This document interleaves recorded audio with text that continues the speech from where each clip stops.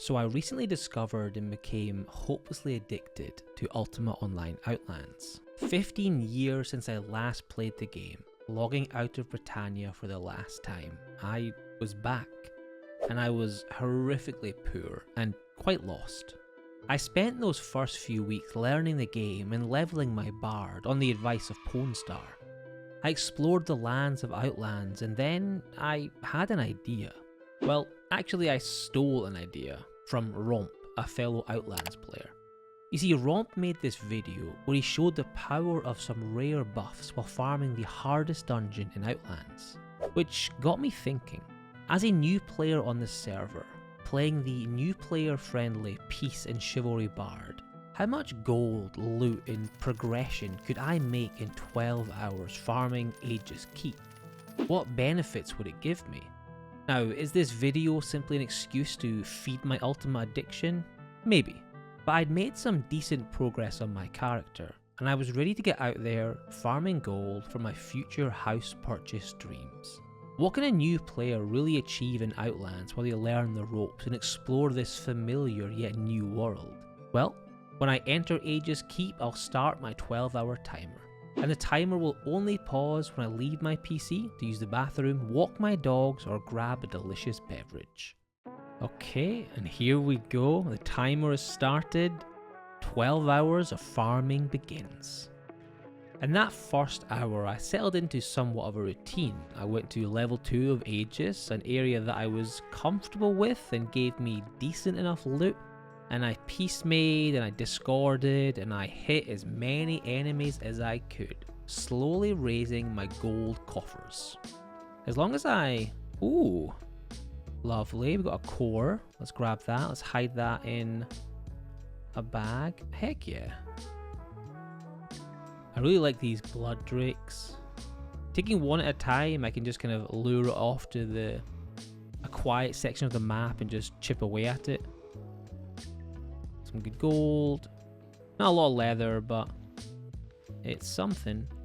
I'm also keeping all of my magic items. I'm going to identify them all at the end and try and find some good one-off pieces. Or just distill it all down to arcane essence. Either way, I want to see what yeah, time to go. I'm hoping they run straight past. Maybe... I wonder if I want to double back now, actually. Yeah, I'm going to double back. I feel like they're going to run straight to level 3. And maybe I can sneak out now. Yeah, we're going to peace make everything. And we're just going to get out of here and head to the Moongate, play it safe. Small gains are better than no gains. It's true. And those PKs actually did me a favor. I used this small break to get some lyric cores and lyric distills.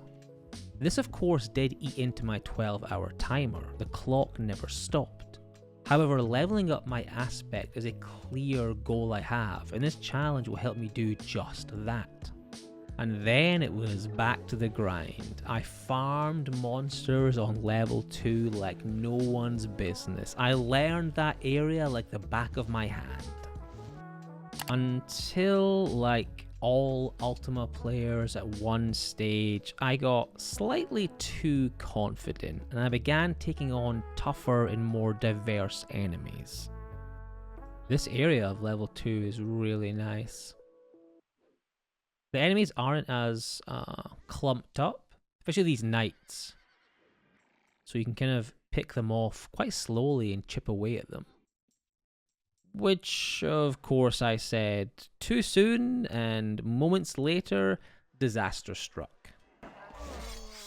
Yeah, I was still very much a noob. But the secret here was I had to still explore the dungeon. Just fighting the same blood drakes over and over was incredibly boring. I had to find this nice push and pull. I had to explore the dungeon and learn more about it, the enemies that it housed, but I couldn't do it too fast and too quickly or I would die. I had to find that happy medium between gold and exploration.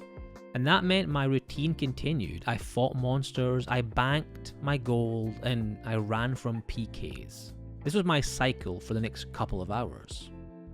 To a lot of people, this would have been incredibly boring. I was loving life. I was playing Ultima, I was watching Barely There or Alter Ego on Twitch. I was chilling, and it was great. And my routine led to other benefits. I finally bought my first Macing Codex, which felt really, really great. I kept leveling and progressing my Bard Codex, making me stronger with every point. And I even further leveled my lyric aspect. I was really progressing. But the biggest surprise to me wasn't my progression, the gold I was making, or the fun I was having. It was the community. At every turn, they warned me about player killers. They healed me, they resurrected me, they looked after a noob in a populated dungeon. They didn't have to, but they did. The Outlands community is fantastic. However, this is still Ultima Online. I'm a little bit too scared to... Oh, Jesus. I think if I go left here, I can get to a Moongate. Oh, we've got enough distance. And I do have potions. Oh, yes, there's a blue there. No, he's coming for me. I really hope that blue would be my saving grace. Oh, please, excuse me. Thank you. Oh my goodness, I'm running into everything. No. No. This is bad timing. Oh no, there's more than one. Do I make this? Oh, damn, my first PK death. Oh man, it's like old times. However, even after that wave of nostalgia, I kept going and I was rewarded with this very lucrative Paragon chest. And then, mere moments later, I think this is my favourite part. Ooh, what's this? A dungeon antiquity. Heck yeah. Oh, hello? Damn, 7k gold? Alright. But the one benefit to exploring was that when the player killers came, I could juke them. I better understood the layout of the map. Okay, let's double back this way. Damn, that blue is brave. Okay, I think I can just run through. Worst case, I could do one more loop. No, I'm totally out. Damn, that's quite lucky that they ran that way. Still, we'll take our small victory and we will get the hell out of here. We're into the closing stages of the 12 hours. And I actually grabbed a society to kill these scorpions. I figured that could be a useful way to end this 12-hour session. I've not really done anything with the societies yet, but it seemed pretty cool. Yes, nice. Yeah, that was a pretty straightforward one. Heck yeah. And then the alarm rang, and my 12 hours was over. Honestly, it went by super quick, and I really enjoyed it. However, the main thing is, of course, the loot. And it is a lot to take in. Jewels, gold, rare items, and an unending amount of unidentified magic items. I had gained a lot in the last 12 hours. So onto Discord I went and I began selling everything I could to my fellow Outlands players. I lived at Shelter Island for the next few days, selling everything I could to anyone who would buy it. Over those 12 hours, I gained 700,000 gold, with several items still to be sold. But more than that, I went up 2 aspect levels. I gained numerous points in my Bard Codex and was finally able to purchase and level my Macing Codex. I had unidentified magic items pouring out of my chest, waiting to be broken down into arcane essence. I had died a lot, yes, but I'd also explored deeper areas of Aegis Keep. I'd had fun while making gold. I think the big question here will be, was this worth it for a new player? And I think the answer is a fantastic, I think so? I actually think I got more confident in my skills and abilities during this run. I felt more compelled to explore more of the dungeon. This slowed down my gold farming as I took on tougher enemies and killed them at a slower pace.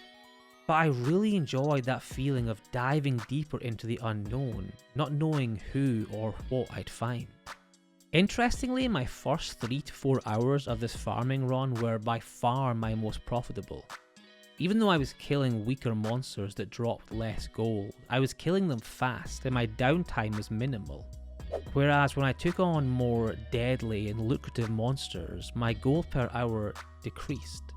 These monsters were tougher and I often found myself running away trying not to die. Overall though, I do think this was a positive experience. I learnt so much about my character and skills, and I picked up small details on aspect and codexes as I went.